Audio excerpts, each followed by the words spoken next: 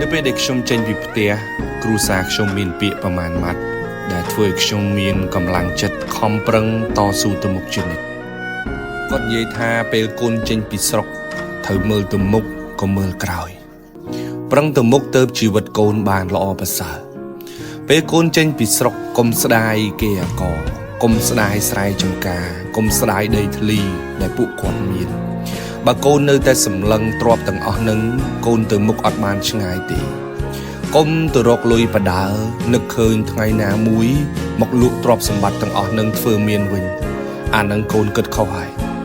គាត់និយាយថាកូនចេញពីស្រុកទៅហើយកូនត្រូវតែប្រឹងលើខ្លួនឯង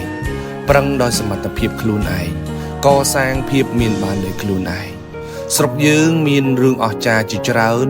ជាងទ្រព្យសម្បត្តិដែលឪពុកម្ដាយកំពុងមាននឹងទៀតផងបើកូនចេះកសាងខ្លួនឲ្យមានបានដោយខ្លួនឯងអានឹងទើបកូនខ្លាំងទៅថ្ងៃមុខ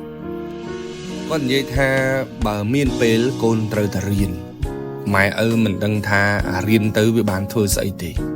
តែដឹងតែត្រឹមថាបើមិនរៀនទេគឺប្រហែលម៉ែប្រហែលឪនឹងឯង